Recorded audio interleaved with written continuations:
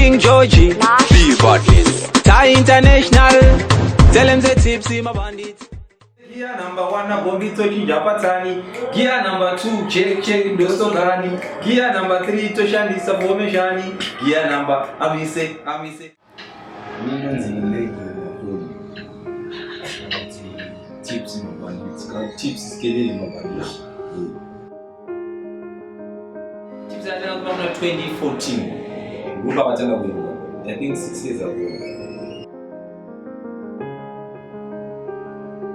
Chakani inspired ndege kuimba then feel saka daga sengo mara na shit ambali saka izuru tatu chakwa tunguli kali tumene kudali saka badimba wato kugoka studio bada tu tsiko desu na bala tu ja kono desu kozi bala wa presentation saka kimba dina shit desu tamawa tena tu ila 2006.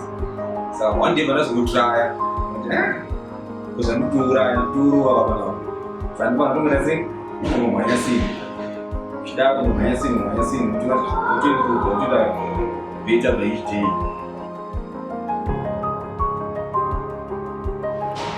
I'm going to go but I think I'm going to team. I think today, and I want to job, and I want to school. And then I got a soldier.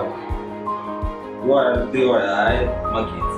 But about you, but I have been over still soon more.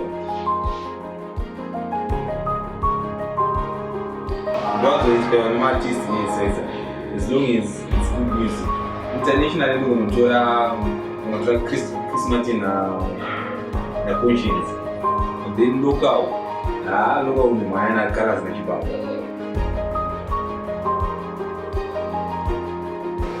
Man, what a native of Machuna. One of the two farm. But from a better look of the Agamelus. Yeah, Canada guy. Then Amazon was Amazon technology. The two young. The don't go to the middle jail. And they say, Resist, Sati. When a union Malik said me, when I said, was I not possible? Yes, so go on. To the two garages. Zitakuwa 2 hours there what you take. Unzikiwa so mpira kwanza because you can't just enough person kimanya. So I have to take my time. Do rumba so zangu unafundira zaidi. Kanda kuinza kwangu. People can appreciate that. Especially na ile aimba.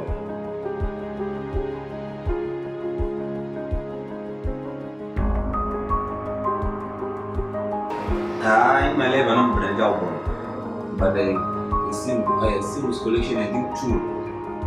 Yeah, 2 more projects and I got a singles collection.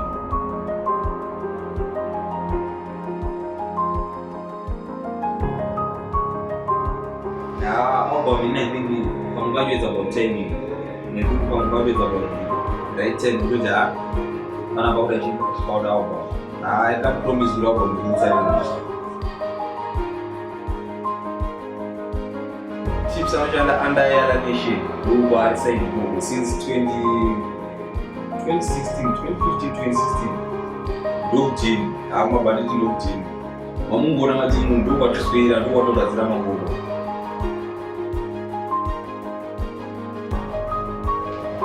Since I went to the alienation, since I'm under alienation, studio so can't I don't know that. So you know with the siblings. So you know with the team man. So you know with the boutique. So now corona mfamba kwa chukua zetu kuni. Mungu shina piti. Siki vile sumu ya kesho na mimi tunaenda kwa mfamba na simu na class. Simple in the therapy to baba zero ban simu. Tunaenda ndio kwa mno. Tunamtesa ni simu kwa hiyo. Sadu mashamba ya zeni adu ndio sio. Baada tujana na mwezi.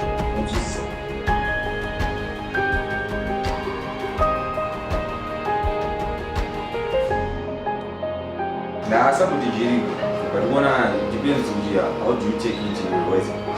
Now, we sabotage Jiri, no one tries to sabotage you. Do a story and just move on. You never next chapter. Or operation of sabotage, or it won't be your water with the sabotage. Jump on a person position. So, I'm going to look at the sabotage. Then, I'm going to next move the sabotage. Do you just say, ibve pandaitwesa kuti ndiende panext position.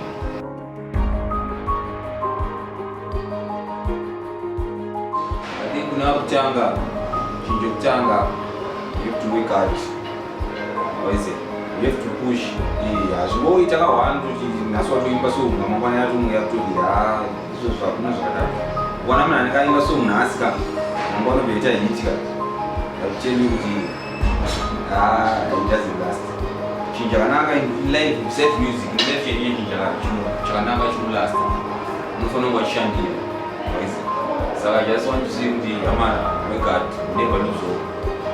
Be focused. Kune zvinhu zvakawanda zvinobvira spiritually, mentally, zvakawanda stage. Vamwe vacho ndomfe kupreka, Mwari anonamata. Dzinga mhepo dzese, mhepo ndosakanadzo. Unatokana ifiti. Saka you have to avoid zvinhu zvakaita izvozvo.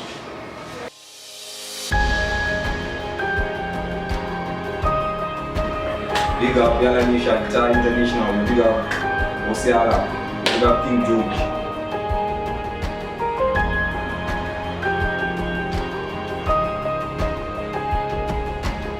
Yeah man, wandaga wana social media. On Facebook naanza Tipsy Mabhanditi.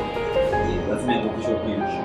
Then tukaenda kwa Instagram, Tipsy Mabhanditi official.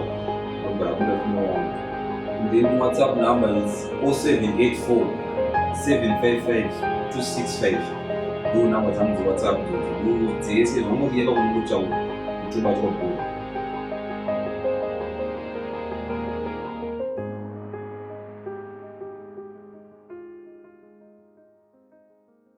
As I walk through the valley of death, Dini wani munanola ramanefe.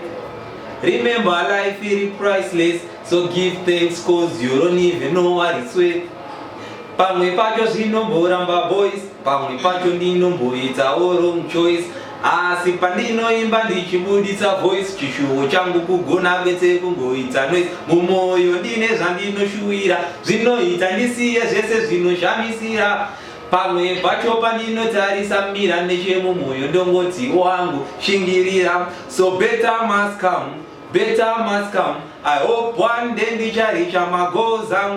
Better must come, better must come. Nerimwe remazuva ndicha celebrate hangu.